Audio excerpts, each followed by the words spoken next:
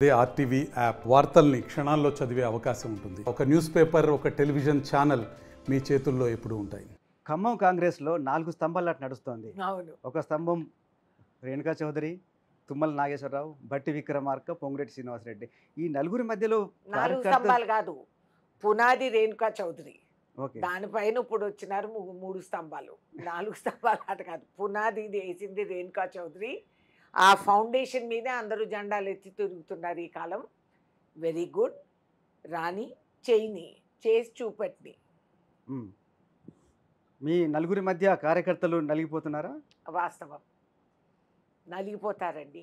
పాత కాంగ్రెస్సు, పునాదులతో పాటు పనిచేసిన కాంగ్రెస్సు, కంఠాలు చించుకొని పార్టీ కోసం గొంతెత్తి అరిసిన కాంగ్రెస్సు, కమ్యూనిస్టులతో పోరాడి హత్యలకి బలైన కాంగ్రెస్సు, టీఆర్ఎస్ 10 సంవత్సరాలు మా పైన వేసిన నిందలు, మా పైన పెట్టిన పీడీ కేసులు, భూస్వాములుగా మా భూములన్నీ దున్నుకొని ఇవాళ పువ్వాడ అజయ్ గారు మా పార్టీనే కాదు, కనీసం అది అనుకోవాలి, ఆయన చాలా లిబరల్ మ్యాన్. ఎందుకంటే వాళ్ళ పార్టీ వాళ్ళని కూడా ఎలా కూనీ చేయాలనేది మాట్లాడేది ఇప్పుడు వైరల్ అయిపోయింది. అది బహిరంగంగా వచ్చింది. ఒకటికంట తలను శరీరం వేరు చేసేయాలంటే ఇంకోటి కాళ్ళు ఎరగొట్టాలంట. ఎవరి గురించి మేడం? పువ్వాడ అజయ్ గారు చెప్తున్నారండి. ఎవరి గురించి చెప్తున్నారు? ఆయన ఓన్ వర్కర్స్ గురించి, బీఆర్ఎస్ వర్కర్స్ గురించి. కాబట్టి ఇటువంటి రాజకీయాలను ఎదుర్కొన్న నా పాత కాంగ్రెస్ క్యాడర్ ఎవరైతే ఉన్నారో వాళ్ళు కొంచెం ఫీల్ అవుతున్నారు. కానీ భవిష్యత్తులో నాకు పూర్తి నమ్మకం, లోక్సభ ఎన్నికల తర్వాత ఏదేదైనా తెగించి కాంగ్రెస్ పార్టీని మళ్ళీ కూడా గెలిపించుకున్న వాళ్ళు కాబట్టి ఈ ఎన్నికలు అయిపోయిన తర్వాత అందరికీ సర్దుబాటు చేసి అందరూ హ్యాపీగా ఉండే పరిస్థితులు ఏర్పాటు చేస్తారు. ఇప్పుడు ఏమన్నా ప్రస్తుతం ఖమ్మం కాంగ్రెస్లో పార్టీలోకి కొత్తగా వచ్చిన వాళ్ళ ఆధిపత్యం కనిపిస్తుందా? ఆధిపత్యం అంటే కొత్తగా వచ్చారు వాళ్ళు, మంత్రులు కూడా చేశాం కదా. మంత్రి ప్రోటోకాల్ ఎంతైనా వాళ్ళకు ఉంటుంది. సో ఉన్నప్పుడు వాళ్ళు వచ్చినప్పుడు వాళ్ళు కూడా వాళ్ళ కార్యకర్తల్ని, బీఆర్ఎస్లో ఉన్న వాళ్ళని తీసుకురావటం జరిగింది. కాబట్టి వాళ్ళు ప్రాతినిధ్యం ఇచ్చుకోవాలి, కొత్త పార్టీలో వాళ్ళు గ్రౌండ్ తయారు చేసుకోవాలనేది ప్రయత్నం చేయటం సహజం. దట్స్ ఓకే, మాకేం కొత్తగా. కానీ అప్పటికే కాంగ్రెస్లో ఉండి మీరు అన్నట్టుగా 10 ఏళ్ళు పోరాటం చేస్తున్న వాళ్ళ మీద వాళ్ళకు కొంత అసంతృప్తి ఉండే మాట నిజం కాదు?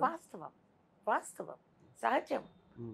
అది ఒక మనిషి అన్నాక ఫీల్ అయ్యే వాస్తవాలు అవి. బట్ నో ప్రాబ్లం, ఇంకా టైం ఉంది మనకి.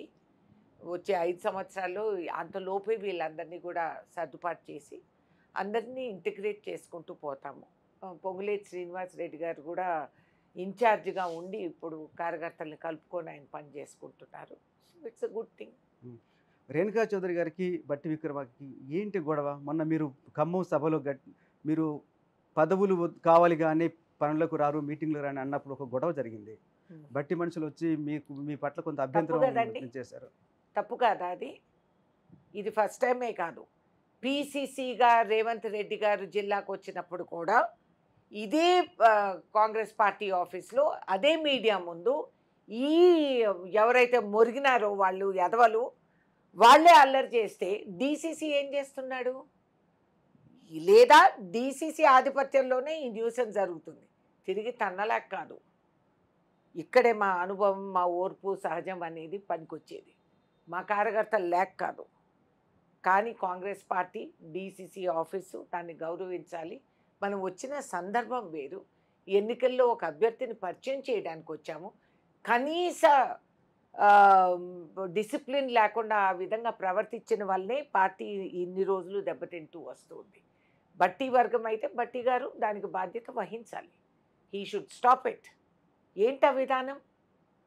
మీరు కరిపించుకుంటే అయిపోతుందండి. అరిస్తే నేను కరిగిపోతానా, అరవకపోతే తరిగిపోతానా? నథింగ్ విల్ చేంజ్ మీ. ఏంది గోపన్న, మళ్ళీ ఏదో ఉద్యమాల పోస్ట్ అంటిస్తున్నట్టున్నావు? ఇంకా ఉద్యమాలు ఎందుకు తమ్ముడు?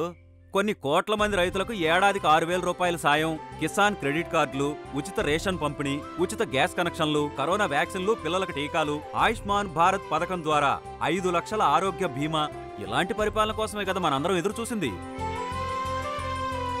మోదీ గారు మళ్ళా ప్రధానమంత్రి కావాలంటే నా ఓటు అవసరం, మీ ఓటు అవసరం, మనందరి ఓట్లు అవసరం. కమలం గుర్తుకు ఓటేద్దాం, బీజేపీని గెలిపిద్దాం.